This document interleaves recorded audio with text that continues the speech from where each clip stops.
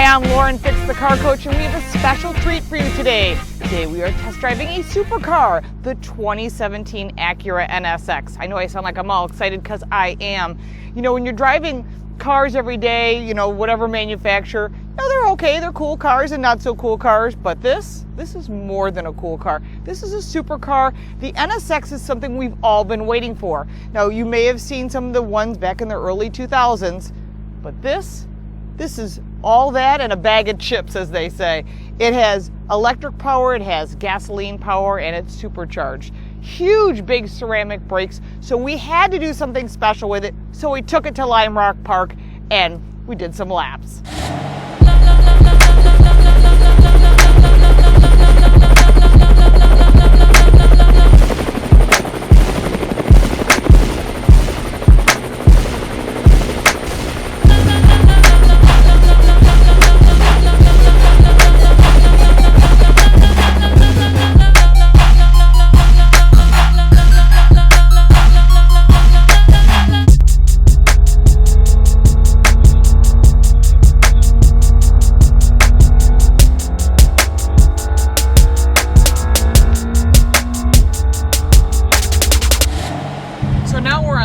Drive for the NSX, and although this is very similar to that of an Alfa Romeo, it's kind of a rough ride when you're in the Sport Plus mode.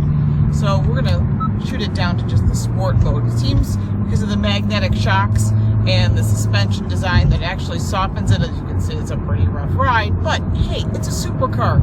You expect that kind of ride out of a Ferrari or an Audi R8? Listen, the vehicles that are competing with this and Porsches, they're going to have a rougher ride. Let's try switching it down to the quiet mode.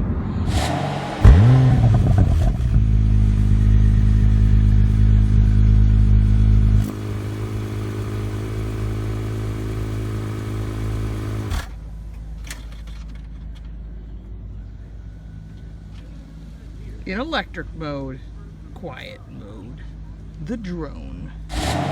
The quiet mode's great if you're in the neighborhood and you're sneaking in and your parents will get not to take the NSX and you did and you're kind of sneaking it back in the garage, or you don't want your wife to know or your husband to know you're coming in late. This is probably the time you would want to use the quiet mode, or you don't want to upset the neighbors. But back to the sport mode. And they are piping in the exhaust note, so although it does sound great from behind, they want you to have that experience inside the vehicle, so they are plumbing it in, and that's getting to be more and more common. We did check out the audio system. We used Apple CarPlay, so it reminds me that I need to update my playlist because they're kind of getting dated. The navigation system appears to be Garmin, pretty standard, nothing impressive other than what would be expected, a pretty standard setup. I really like the steering wheel. I think it's really cool. There's a softer, it's not really totally flat, but it's a rounded flat, and the bottom is flat as well for getting in and out easier.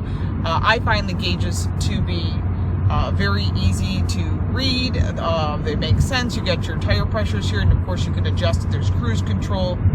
Yes, you know, this is not a Honda Pilot with all the goodies. This is a supercar that is meant to be driven on the track, have fun with it, and look at the other cars in the category, other than maybe the Audi R8 V10 Plus, which again, when you're looking at a car in that category, they have the Audi interface, which is obviously pretty sophisticated. As far as the seats themselves, yes, there's lumbar. I always have to say yes, thumbs up for the lumbar on the driver's side, nothing on the passenger side.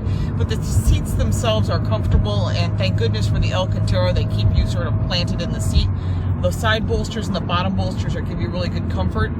As far as visibility, forward visibility is excellent. Surprisingly, really well designed. Huge side windows, which is much better than some of the supercars that are competing with this.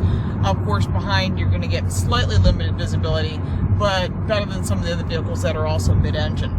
This is a 9-speed automatic transmission, has the optional with the paddle shifts. Of course, you can also put it into a full manual mode where it doesn't upshift for you. It kind of leaves it on you.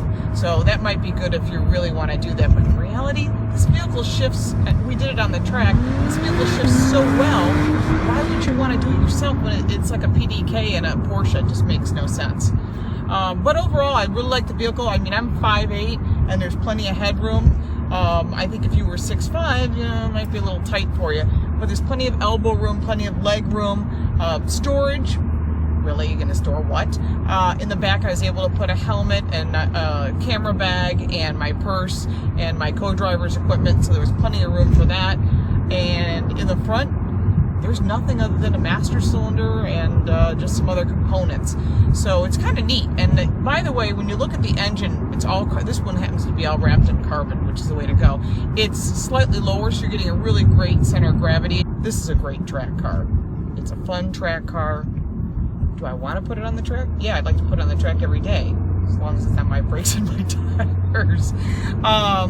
But as far as on the street, yeah, this is definitely not a winter car. This is not an everyday driver car. This is a car you impress your friends, you take it out on the weekends, and you go out and enjoy the drive. I hope you have smoother roads than we have here in New York. When you're driving a vehicle like this on a track like Lime Rock, and my husband has the track record, so I'm not even going to try and compete with that. This car has the ability to throttle steer. It allows you to trail brake. It has everything you would expect in a supercar. You know, when you're driving a race car, and I drive a race car in the SVR8 in the Trans Am's vintage Trans Am series, I'm driving an 850 horsepower car. This is a 500 horsepower engine.